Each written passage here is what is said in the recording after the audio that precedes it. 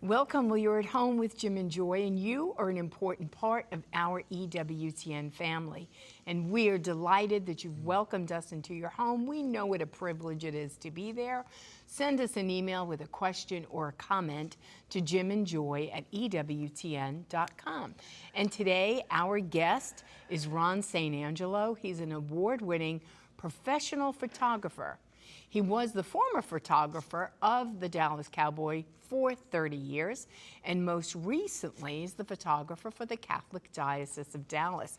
And we're going to talk with him a little bit more about, yes, he's done some outstanding, incredible capturing moments in sports. He's done that, but he's also captured some beautiful moments for God. Yes. And we're going to talk about things that he did in the gardens and with the nuns and his connection with that. And so, you know, all of our gifts and talents, no matter we're behind cameras, and we have wonderful camera people here at EWTN, or we're writing and we're editing, we're floor directing, whatever our gifts and talents are, we want to do everything that we do for the glory of God. Amen. And God doesn't like sharing his glory with anybody. He is a jealous God. And he's like, wait a minute. And it's really good. And what I've loved about Ron is his beautiful humility. I mean, he's just so humble. It's like, this happened. I got used, but it was a moment. And I was aware of the presence of angels and saints aiding and assisting me and guiding me. So we hope you're enjoying seeing some of the images. There'll be many more throughout the show, the religious images, and that you'll go to Ron's website, the other websites that he has his artwork up at. It's ronstangelo.com, ronstangelo.com.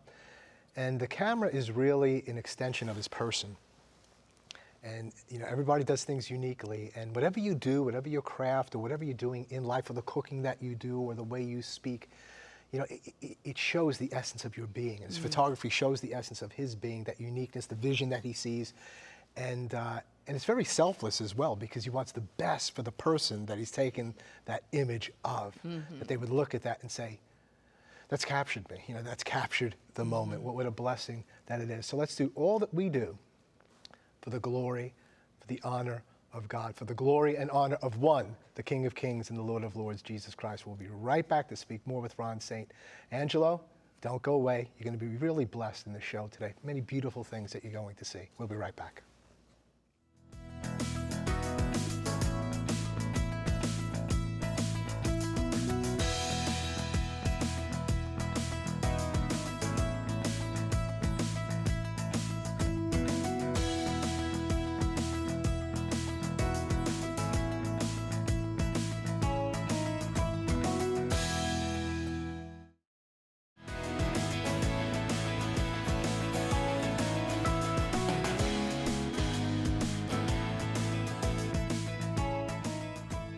Welcome back. Well, our guest today is Ron St. Angelo. He is an award-winning professional photographer. He is the former official photographer of the Dallas Cowboys, and he's the photographer of the Catholic Diocese of Dallas. You could go to his website, ronstangelo.com. Well, Ron, it's great to have you back. And nice to be with you. We've been sharing so much and how to do photography and how you do it from a personal standpoint and with the Lord. And I know so little really about photography and so on. And so I want to know about your camera. You know, well, the camera doesn't do it. You do it with the camera. Tell us a little bit about your camera, the kind of camera you use, and how this takes place. Okay, now this camera here, it's a Nikon camera. It's a digital camera. It's pretty state of the art. This camera does the work of what used to take me 5 or 6 cameras to do. It'll do everything, including video, not just still photography. But back when I started in photography, you had to have 5 separate cameras for different types of things, and complete systems in each one. From like an Ansel Adams, very big camera that take in the field for either landscapes, or you can use them for portraits. They do everything, but they do it in a different kind of way. Whereas everything is now down to this. And with the software that we have now, we can like make our images look like those old cameras used to do. Well, that's the one I use now. Yeah, and so does it self-focus? You got to focus it, or how does it?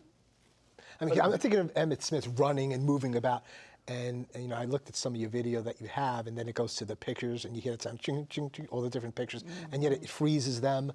I mean, it's like amazing how it does that.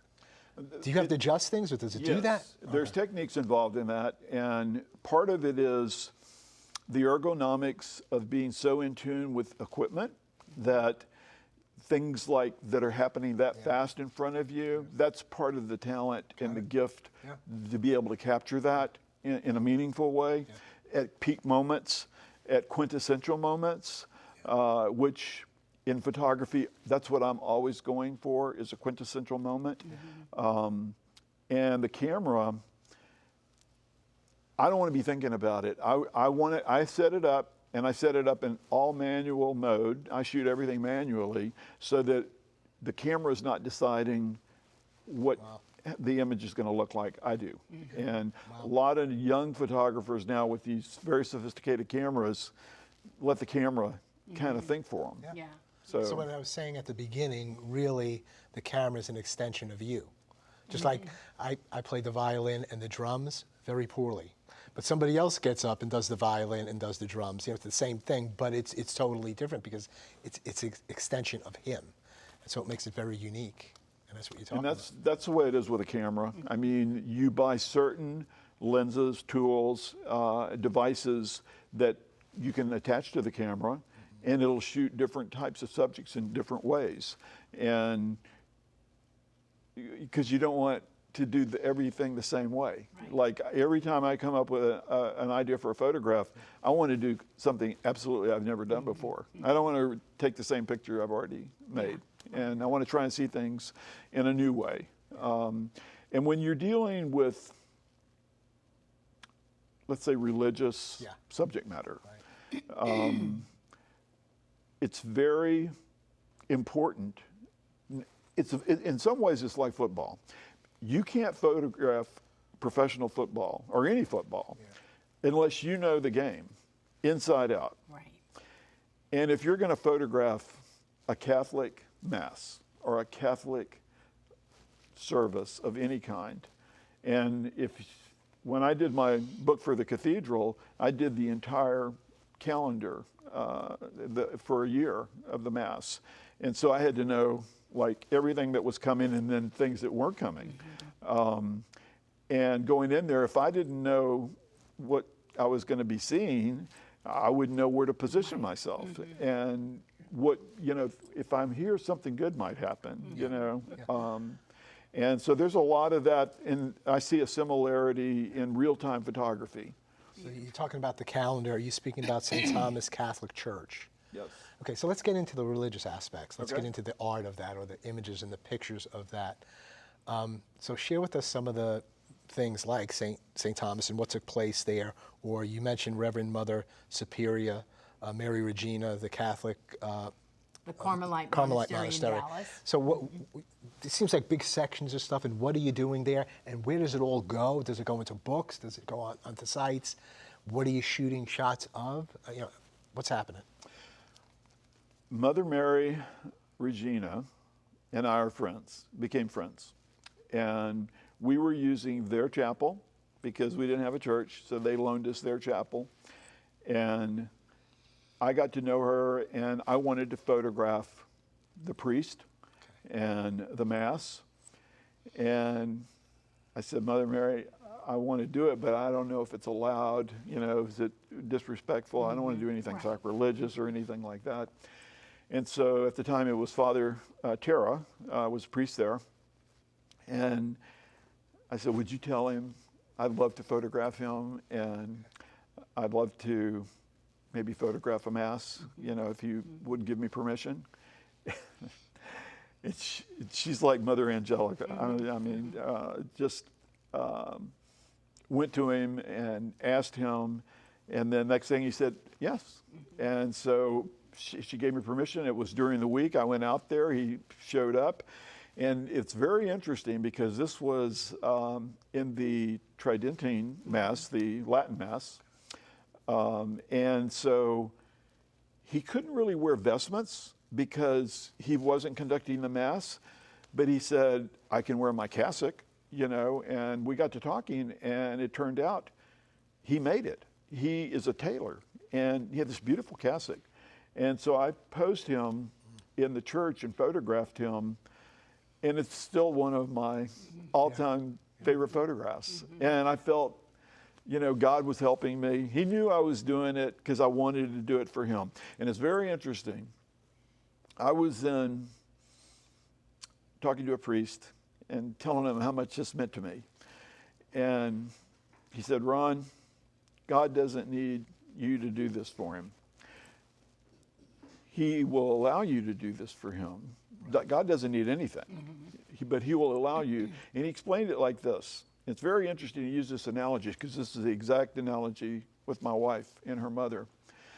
He said, when women are little girls, they may want to help their mother cook and do things with their mother.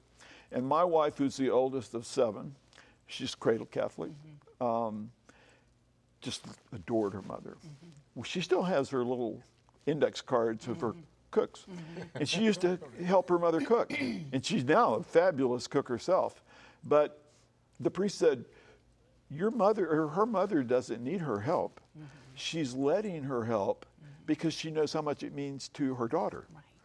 And that's what God's doing. Yes. He knows you want to do this for him. You want to glorify him with the gift he gave you. And so he's allowing this to happen. And not only allowing, he's helping me. Yes. Because as this progressed, time after time, things were happening that I felt like I was being led for things and shown things. Light. What is God? Is light. Okay? Yeah. God's beauty. Photography, like the language Latin, you know, all our Vulgate original Bibles were in Latin because it's a universal language. Photography to me is similar. It's a universal language of images. And the nice thing about it is I don't have to explain my images. I just show my images and they speak for themselves. Yes. And so I would see sometimes incredible light and didn't know where it was coming from and how it presented itself to me at that moment.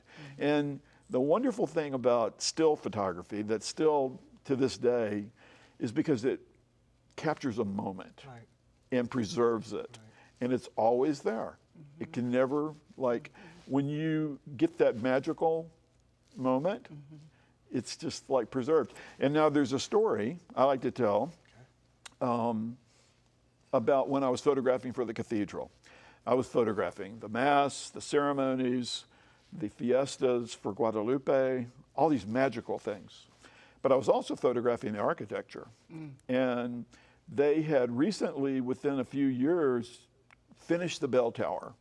From when they started back in the late 1800s and they built the cathedral, they added the bell tower. It was beautiful. And I said, I've got to find a way to get a great shot of that. So I decided there was an office building across the street because it's in downtown Dallas. And I said, I'm going to go up there and see if I can find an open office that overlooks the cathedral. So I go up. I'm looking everywhere. I found one office under construction, but it doesn't have a view to the cathedral. And I looked everywhere, and I was about to give up. And I was going back to the elevator. I was up about 15 floors. And some strange guy got off the elevator and passed me by and walked down the hall.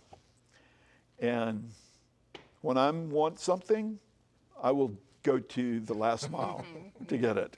And I said, I'm going to go back and catch that guy and ask him if he knows anyone. So I chased him down. I said, I'm sorry. Told him, I introduced myself. I said, I'm photographing a book for the cathedral.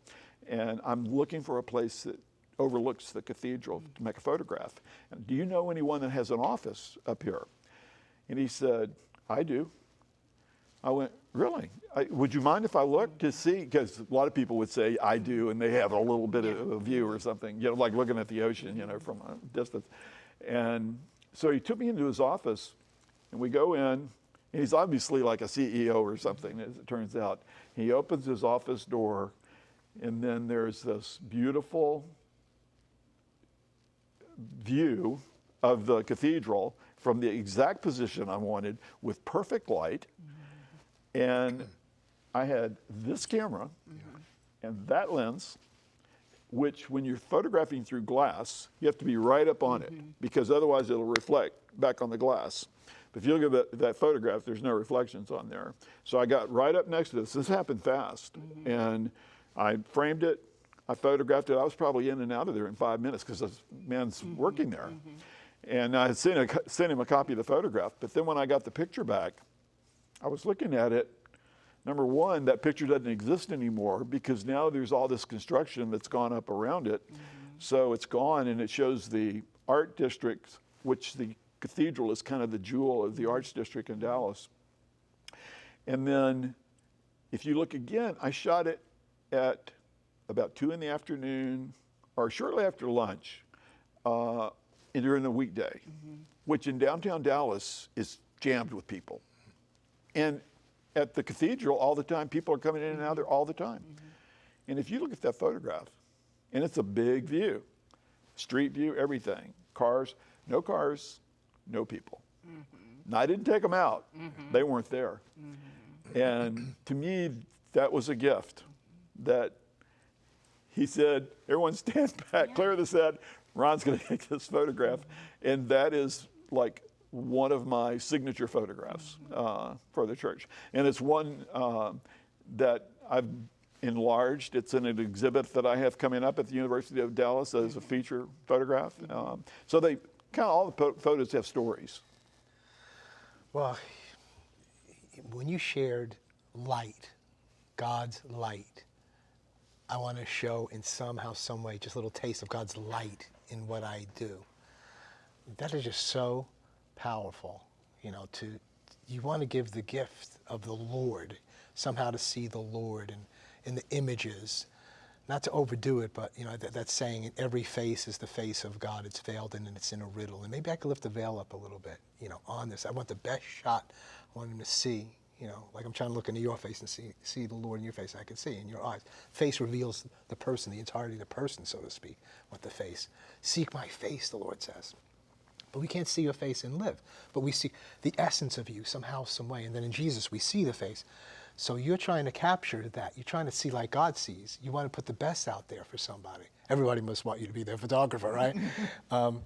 I got to get a guy like him because I don't like a lot of my pictures. But no, it's just powerful. I mean, it's a holy thing that you do.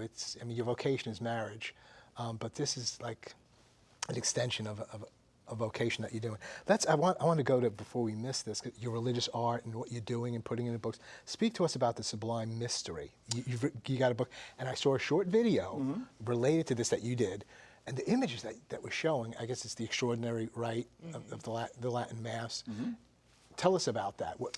I see the video. What's in the book? That book came to me as an inspiration. I knew I wanted to do something. A new project, because sometimes if projects don't come to you, you can make your own projects. And so, but you have to have an idea for a project.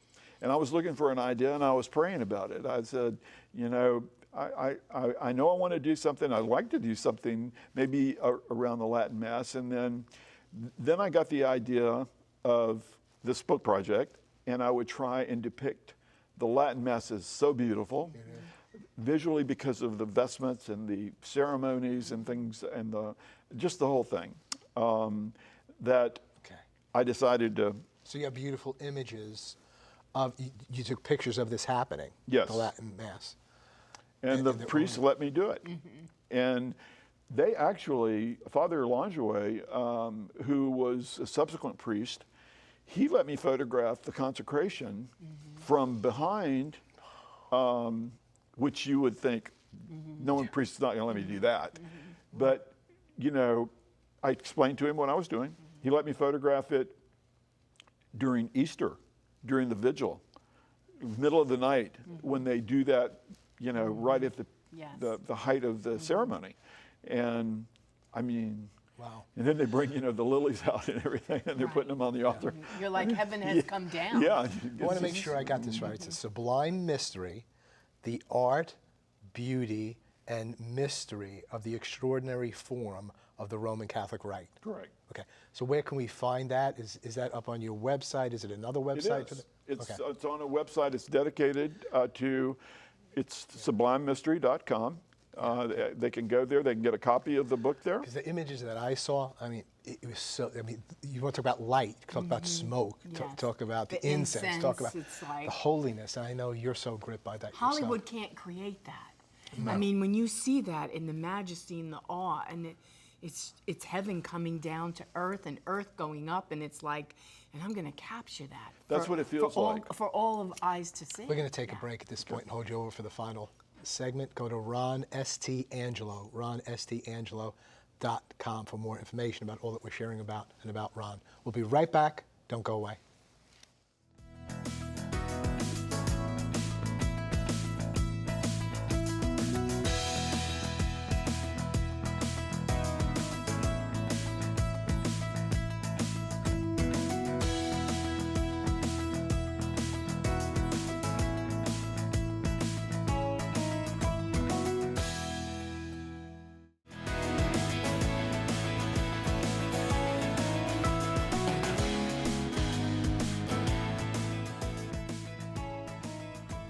Welcome back. We're at home with Jim and Joy, and I hope that you so are enjoying this conversation as we are and learning about the beauty and the skill and the art and the giftedness of just one humble, holy man who says, "Here I am, Lord, use me." So Ron, we just have 3 minutes or so left, and I just want you to share whatever it is that you want to share about your work, or what you want to share with the people, or the Lord in the midst of your work, or what's going on with you now, or what's your hopes for the future, for your work, for your, it's kind of a ministry, so. It is, and in fact, I feel like it is a mission, and it's one I've dedicated the rest of my life to, and obviously this is the first day of the rest of my life, so I'm looking for opportunities. I love what's being done here at EWTN, so I love to associate myself, and being here in person has been like a divine experience for me. So I'm hoping in the future to continue to do what I'm doing, finding new projects, finding people that need work, that image making for projects and things like that. I think the reach of this network may uncover some things that you might not have, just because you're going to be exposed to people that you don't know. It goes, wow, I could use Ron for this, or use Ron for that, or Ron may come up with another idea and do something new that hadn't come to me yet. Yeah. Right. But it's good to be back out, right? Absolutely. This is your first appearance of getting back after Feels the great. pandemic, and what a great holy step to take forward. And not only your work and the projects that you have done, that will do, and you yielded to the Lord, but you're an adjunct professor. Yes. Where's that? In Art Institute of Dallas. Okay. And so you're really raising up people for the future. You're sharing how you do, what you do, and so on. How to do so it. this is a part of it as well. It might be, we want you to do this project, that project. Somebody might say, well, where do I learn more? Or can you tutor me to some degree, or point me in the right direction, In photography, especially professional photography, people want to be told what to do. They don't want you coming in and just sitting there or not speaking to them. This is one of the things that I had to overcome myself, because I think when we're all young, we're kind of shy about things, especially our work. And we're gonna go. Most people look at being photographed like it's akin to going to a dentist or something. So, but if you're in the hands of a competent professional, you can trust them, and then know that they know what they're doing.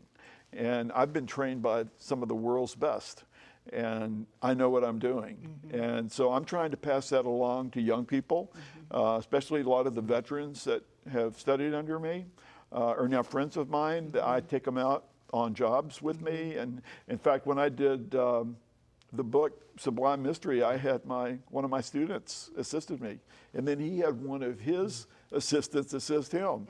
So we were all over there at the church together photographing. It was great. Ron, thank you so much. You are an absolute blessing to the church and to the world in so many ways. Thank you. And welcome to EWTN. Thank you for the great work you do, and may the best be yet to come in your life and in the work that you do. Hope you enjoyed the conversation as much as Joy and I have here today. Whatever you do it to the glory of God. Whatever you do, give it to God. You might say, well, I'm so weak. That's a good qualification, because God will be made great and strong in your weaknesses. You're an important part of this family. You're never alone. You're always at home with Jim and with Joy. Keep it on EWTN. Bye now.